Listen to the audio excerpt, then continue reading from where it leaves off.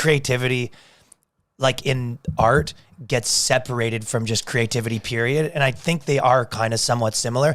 I think that art in general, to me, is like often more of a composite skill, in the sense that like the best like comedians and the best, filmmakers, and look what you're doing, like they're skills that are a combination of 20 other things.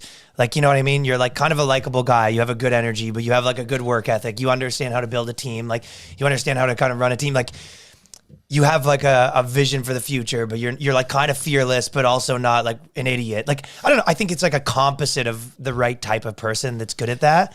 And then whereas there might be some industries, like let's say, actuarial science, like it's not really a composite skill. It really is like this guy's the best at this one thing. So his creativity is way more like focused. So maybe what I'm doing is I'm guilty of discounting certain types of art or ingenuity. Like, for example, I think everyone is. If you are the best print or salesperson. I had to interrupt you. Yes.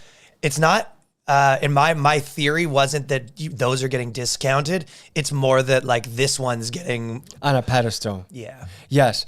Because if a guy can find, like, if you all talk to the same customers, but there's one guy that can figure out the way to word things in the right way, put his flyers in the right order, and really have the art of a salesman, that is a special thing that's within him, and that's how he expresses it, kind of a thing. Dude, like, think about, Tim Dillon always talks about how he was, like, selling mortgages or whatever, right? Like, there's no question that some of those skills were the same skills that allowed him to, sell the ideas that he's selling on his podcast. Yes. Or some version of that, I'm doing essentially a lot of like sales techniques when I do street interviews, and so are you, Yeah. So all of it, I put a lot of it in the same category, but then you just become an expert at what that little like composite is.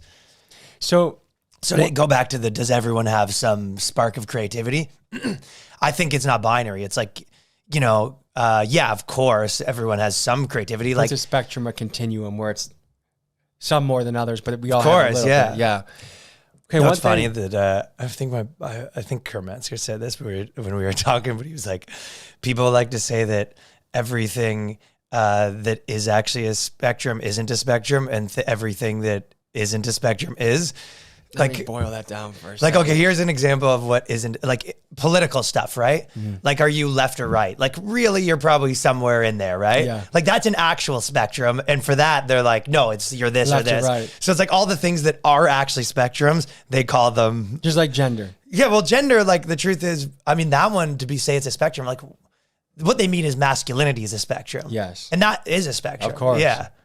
But, like, the actual, there's the actual like gender parts, probably not, but the masculinity and femininity is probably a spectrum. Yeah.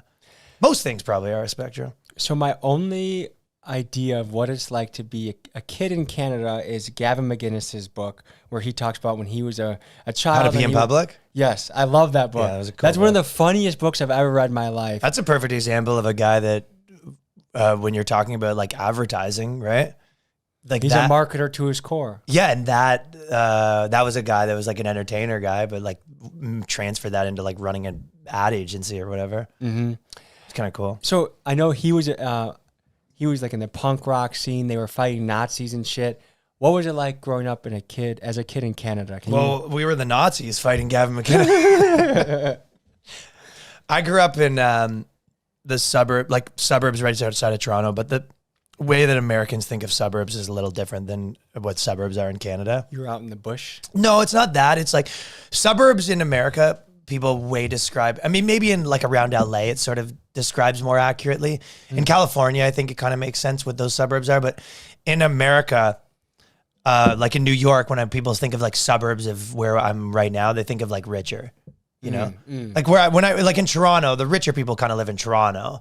And then there's like a few suburbs that are really rich, but it's more like middle. Like suburbs are more like middle. Yes. And they're not like white. It's like probably fairly racial diverse outside of Toronto, at least anyway.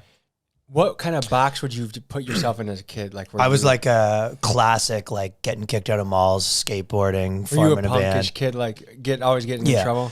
Getting in trouble, like skateboarding. I was in a band. Just like I was like a classic kind of like suburban Toronto kid. So I have a great fear for children growing up now that they don't get to experience like the untethered wildness of what it is to really be a kid. Like I know when I was a kid, we'd ride our bikes to the woods. Yeah. Some kid had built like some haphazard fort that was like in kid stories, it was like 5 stories tall, but an adult maybe it was like 2 or 3. There's nails sticking out everywhere. You go to the top of the fort and you piss off the top, and like someone could easily have died. And then we were catching snapping turtles That has to be and true, stuff like yeah. that. You know what I mean? And like it felt like the last era that just like isn't going to grow up with a tablet instead of actually like going outside and doing We were, stuff. yeah, kind of, right? Do you feel like we were the last samurais in that regard?